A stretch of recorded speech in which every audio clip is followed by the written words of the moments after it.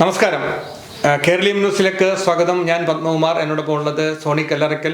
നമ്മൾ ഇന്ന് ചർച്ച ചെയ്യുന്ന വിഷയം അൻവറിൻ്റെ ഭാവി എന്താണ് എന്നതാണ്. ഒരു നിലമ്പൂർ ഇലക്ഷൻ അൻവറിൻ്റെ ഭാവി നിശ്ചയിക്കുന്ന ഒരു തെരഞ്ഞെടുപ്പായി മാറും. കാരണം LDF-ൽ നിന്ന് പുറത്താവുകയും UDF-ൽ കയറാൻ കഴിയാതെ വരികയും ചെയ്യുന്ന ഒരു അവസ്ഥയിലാണ് ഇപ്പോൾ അദ്ദേഹം ഉള്ളത്. അദ്ദേഹത്തിന് LDF-ലേക്കുള്ള പ്രവേശനത്തിന് വേണ്ടിയിട്ട് അല്ലെങ്കിൽ LDF-ൽ അദ്ദേഹം ഉയർത്തിയ ശബ്ദങ്ങൾ ഇവിടെ നിശ്ചലമായി പോകുന്ന അവസ്ഥയുണ്ട്. അദ്ദേഹത്തിന് അത് മുന്നോട്ട് കൊണ്ടുപോകാൻ കഴിയാത്ത ഒരവസ്ഥയിലാണ് ഇപ്പോൾ അൻവർ നിൽക്കുന്നത്. സോണി, നമുക്ക് അൻവറിൻ്റെ ഭാവി എന്താകും എന്നാണ് സോണിക്ക് പറയാൻ പറ്റുന്നത്? അൻവർ LDF സ്വതന്ത്രനായിട്ടാണ് നിലമ്പൂർ വിജയിച്ചത്. അദ്ദേഹം പിണറായി സത്തിനെതിരെ ആഞ്ഞടിച്ചുകൊണ്ടാണ് അദ്ദേഹം LDF വിട്ട് രംഗത്ത് വന്നത്. അന്ന് വലിയൊരു ആൾക്കാരെ എല്ലാം കൂട്ടി നിലമ്പൂർ വലിയ സമ്മേളനമൊക്കെ വിളിച്ചു കൂട്ടി. ഈ കേരള ജനത മുഴുവൻ അദ്ദേഹത്തിൻ്റെ ആ വീര്യത്തെ ആവേശപൂർവ്വം ഏറ്റെടുത്തതാണ്. പക്ഷേ അത് തന്നെ ശേഷം അദ്ദേഹത്തേക്ക് നിന്നുകൊണ്ട് മുന്നോട്ട് പോകാൻ എത്രമാത്രം സാധിക്കും എന്നുള്ള ചിന്താഗതിയിലാണ് അദ്ദേഹം UDF-ആയിട്ട് അടുക്കാൻ ശ്രമിച്ചത്. അപ്പം UDF ഒരിക്കലും അദ്ദേഹത്തെ അംഗീകരിക്കാനോ അദ്ദേഹത്തെ അടുപ്പിക്കാനോ ശ്രമിച്ചില്ല. അത് ആര്യാട് കുടുംബത്തിൻ്റെ എതിർപ്പും കാണുമായിരിക്കാം. കാരണം അവർക്ക് കാലാകാലങ്ങളായി കുടുംബപരമായിട്ട് അങ്ങോട്ടും ഇങ്ങോട്ടും എതിർപ്പുകളുണ്ട്. പക്ഷേ മുസ്ലിം ലീഗിന് അൻവറിനോട് വളരെയേറെ താല്പര്യമുണ്ടായിരുന്നു എന്നുള്ളതാണ് നമുക്ക് മനസ്സിലാക്കേണ്ടത്. മുസ്ലിം ലീഗിലെ കുഞ്ഞാലിക്കുട്ടിയാണ് അദ്ദേഹത്തിന് ഏറ്റവും ഇഷ്ടപ്പെട്ടയാളെന്ന് അൻവർ പറയുന്നുണ്ട്. അൻവറിനെ UDF-ൽ കയറ്റണമെന്ന് ഏറ്റവും അധികം ആവശ്യപ്പെട്ടത് കുഞ്ഞാലിക്കുട്ടിയും ലീഗുമാണ്. അപ്പം ഈ തെരഞ്ഞെടുപ്പിൽ ഇപ്പോൾ അൻവർ 3-ാം സ്ഥാനത്ത് വരികയോ അല്ലെങ്കിൽ അൻവർ വിജയിക്കാതിരിക്കുകയോ, ഇപ്പോൾ UDF-ഓ LDF-ഓ വിജയിച്ചാലും അൻവറിന് നഷ്ടപ്പെടാൻ ഒന്നുമില്ല. UDF വിജയിച്ചു കഴിഞ്ഞാൽ അൻവറിന് പറയാം, ഞാൻ പറഞ്ഞ ഒരു സ്ഥാനാർത്ഥി VS ജോയിയെ നിർത്തണമെന്ന് ഞാൻ നിങ്ങളോട് ആവശ്യപ്പെട്ടതാണ്, പക്ഷെ നിങ്ങൾ നിർത്തിയില്ല എന്ന് UDF-നോട് പറയാൻ പറ്റും. ആര്യാട് ഷൗക്കത്ത് തോറ്റുപോയാൽ. നേരെ മറിച്ച് LDF-ലെ സ്ഥാനാർത്ഥി സ്വരാജ് തോറ്റുപോയാൽ PV അൻവർക്ക് പറയാം, ഞാൻ പിണറായി സത്തിനെതിരെ രംഗത്ത് വന്നു. ആ ഒരു പ്രതിഫലനമാണ് സ്വരാജ് തോക്കാൻ കാരണമെന്ന് PV അൻവറിന് പൊതുജനങ്ങളോട് പറയാൻ പറ്റും. ഈ തെരഞ്ഞെടുപ്പിൽ ആര് ജയിച്ചാലും തോറ്റാലും PV അൻവറെ ബാധിക്കുന്ന കാര്യമൊന്നുമല്ല. മറിച്ച് PV അൻവർ ഇനി മുന്നോട്ടുള്ള ഇപ്പോൾ തൃണമൂൽ കോൺഗ്രസിന്റെ ഭാഗമാണെന്നൊക്കെ പറയുന്നുണ്ടെങ്കിൽ പോലും അതൊക്കെ എത്രമാത്രം ശാശ്വതമാണെന്നൊന്നും നമുക്ക് പറയാൻ പറ്റില്ല. അതിനൊന്നൊക്കെ എത്രമാത്രം സ്ഥിരതയുണ്ടെന്നും പറയാൻ പറ്റില്ല. അദ്ദേഹം ഇനി ശ്രമിക്കുക UDF-ന്റെ ഭാഗമായി തന്നെ ചേക്കേറാനായിരിക്കും. അതിന് മുസ്ലിം ലീഗിന്റെ ഭാഗമാകാൻ അദ്ദേഹം ശ്രമിച്ചുകൂടായില്ല. ഇപ്പം തന്നെ അൻവറിനെ ഏറ്റവും അധികം ആര്യാട് ഷൗക്കത്തിനെക്കാട്ടിലധികം മുസ്ലിം ലീഗ് അണികളും മുസ്ലിം ലീഗ് നേതാക്കന്മാരും ഒക്കെ പിന്തുണയ്ക്കുന്ന PV അൻവറിനെയാണെന്നാണ് നമുക്ക് മനസ്സിലാക്കാൻ സാധിക്കുന്നത്. അതുകൊണ്ട് തന്നെ ഇവർ തമ്മിലൊരു പാലമുണ്ടോ എന്ന് നമുക്ക് സംശയിക്കേണ്ടിയിരിക്കുന്നു. നാളുകളിൽ PV അൻവർ മുസ്ലിം ലീഗിൽ ചേർന്നാലും അതിശയപ്പെടാനില്ല. പണ്ട് മഞ്ഞളാംകുഴി അലി മങ്കടയിൽ LDF സ്വതന്ത്രനായി മത്സരിച്ച് വിജയിച്ച ആളാണ്. അദ്ദേഹം പിന്നീട് മുസ്ലിം ലീഗ് ചേക്കേറി പെരിന്തൽമണ്ണയിൽ മത്സരിക്കുകയും MLA ആകുകയും പിന്നീട് 5ാം മന്ത്രിയാകുകയും ഒക്കെ ചെയ്ത കാഴ്ച നമ്മൾ കണ്ടതാണ്. ആ ഒരു രീതി തന്നെയായിരിക്കും ചിലപ്പോൾ അൻവറും തിരഞ്ഞെടുക്കാൻ പോവുക.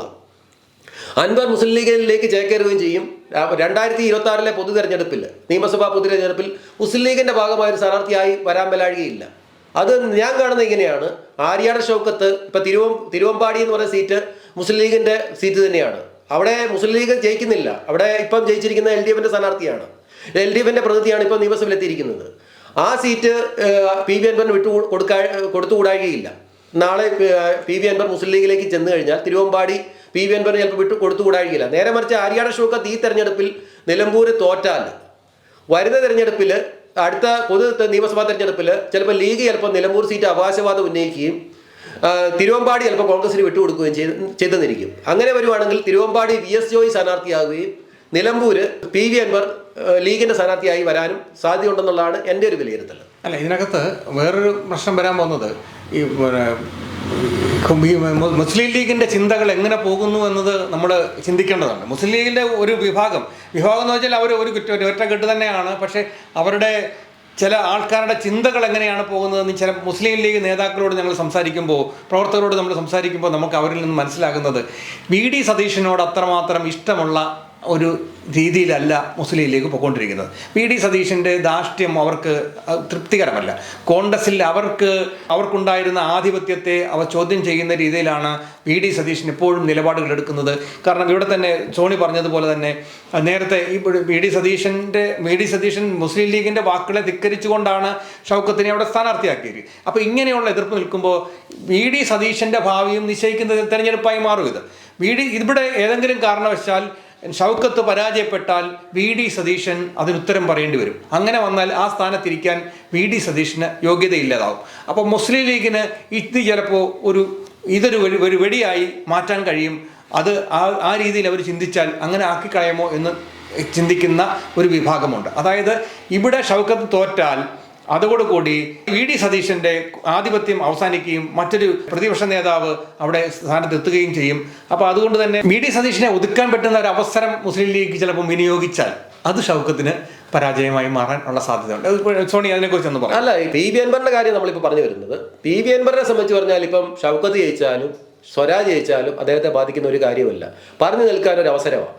ഒപ്പം തന്നെ ഒരു ന്യായമായിട്ട് വോട്ട് സ്വതന്ത്രനായിട്ട് നിന്ന് പിടിച്ചാൽ അതും പി വി അൻവറിന് കാണിച്ചു കൊടുക്കാൻ പറ്റും. എനിക്ക് ഈ മണ്ഡലത്തിൽ സ്വന്തമായ ഒരു ഫാൻസ് ഗ്രൂപ്പ് ഉണ്ടെന്നും ഞാൻ തന്നെ വിചാരിച്ചാൽ എനിക്ക് ഇത്രയും വോട്ട് മറിക്കാൻ പറ്റുമെന്നുള്ള ഒരു വിലയിരുത്തലും കൂടെ പൊതുജനത്തിന് മുന്നിൽ കാണിച്ചു കൊടുക്കാനായിട്ട് പി വി അൻവറിന് സാധിക്കും. ഇത് മുസ്ലിം ലീഗിലേക്ക് കൂടുതൽ അടുപ്പത്തിന് ഇട നൽകും. ഇനി ഒരു 6-8 മാസമേ ഉള്ളൂ അടുത്ത നിയമസഭാ തെരഞ്ഞെടുപ്പ്. ആ നിയമസഭാ തെരഞ്ഞെടുപ്പിൽ ഞാൻ ഈ പറഞ്ഞ പോലെ തന്നെ ആര്യാട് ഷൗക്കത്ത് നിലമ്പൂർ തോറ്റുപോയാൽ പി വി അൻവർ തന്നെയായിരിക്കും മുസ്ലിം ലീഗിന്റെ സ്ഥാനാർത്ഥിയായിട്ട് നിലമ്പൂർ മത്സരിക്കുക. കോൺഗ്രസ് തിരുവമ്പാടി സീറ്റ് വിട്ടുകൊടുക്കും. ആ തിരുവമ്പാടി സീറ്റിൽ VS ജോയി സ്ഥാനാർത്ഥിയാകുകയും ചെയ്യും. ഇതാണ് നാളുകളിൽ സംഭവിക്കാൻ പോകുന്നത്. അപ്പോൾ ഷൗക്കത്തിന് സീറ്റില്ലാതെയാവോ? ഇല്ല, ഉറപ്പായിട്ട് ഷൗക്കത്ത് ഈ തെരഞ്ഞെടുപ്പിൽ തോറ്റു കഴിഞ്ഞാൽ ചിലപ്പോൾ രാഷ്ട്രീയത്തിൽ തന്നെ അപ്രസക്തരായിരിക്കും. കാരണം എറണാകുളത്ത് ലീനോ ജേക്കബ്, പഴയ കാലത്ത് MM ജേക്കബ് എന്ന് പറഞ്ഞൊരു കോൺഗ്രസ് നേതാവ് ഉണ്ടായിരുന്നു. കാലാകാലങ്ങളിൽ കോൺഗ്രസിന്റെ കൈപ്പിടിയിലിരുന്ന ആ സീറ്റ് നിലനിർത്തിക്കൊണ്ടിരുന്ന AL ജേക്കബ് എന്ന് പറഞ്ഞ കോൺഗ്രസ് നേതാവായിരുന്നു. അയാൾ മരിച്ചുപോയി, കൃഷി വകുപ്പ് മന്ത്രിയൊക്കെ ആയിരുന്നു. അദ്ദേഹത്തിന്റെ മകനായിരുന്നു ലീനോ ജേക്കബ്. അദ്ദേഹത്തിന് സീറ്റ് കൊടുത്തു.